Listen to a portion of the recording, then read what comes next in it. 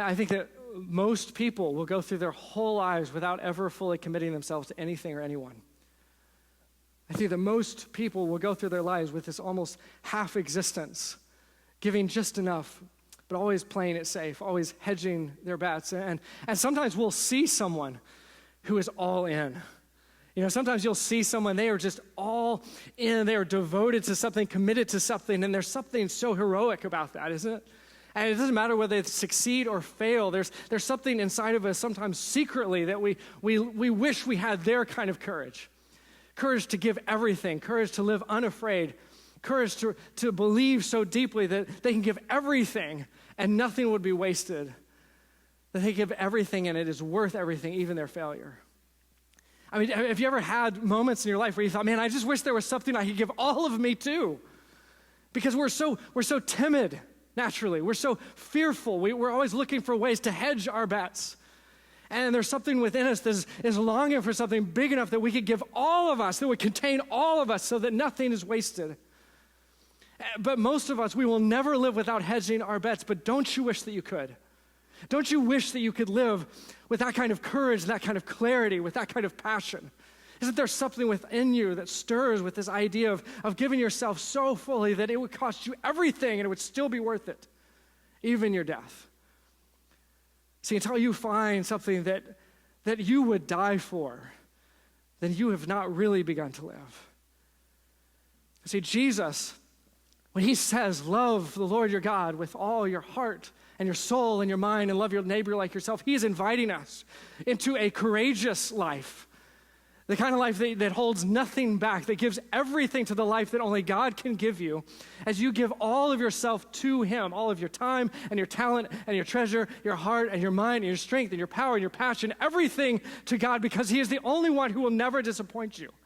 He's the only one who can contain all of you. And he's the only one who will unleash all that you were created to be, because he is the one who's created you.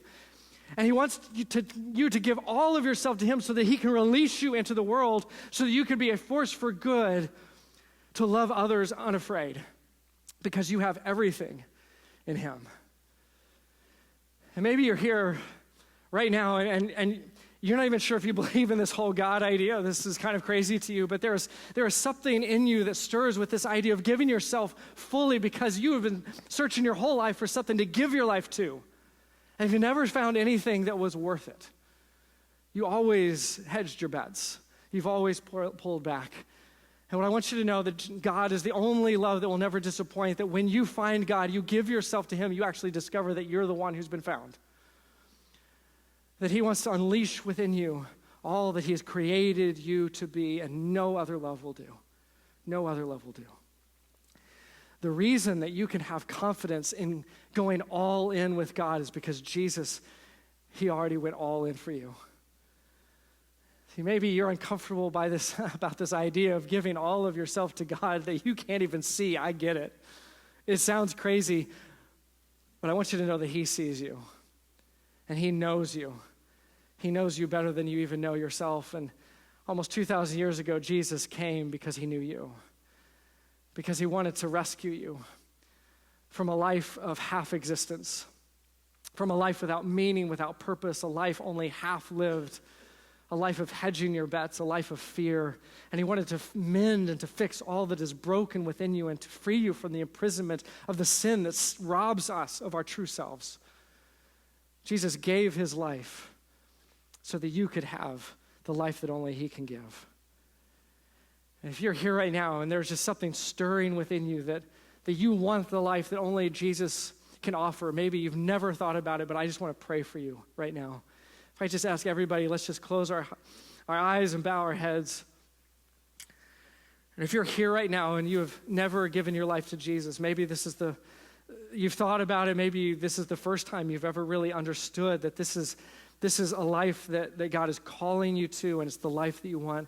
I want you to know that you can step into this journey to cross from death into life right now simply by praying to Jesus, Jesus, I give you my life, come in to mine. I want what only you can give. Jesus, I give you my life.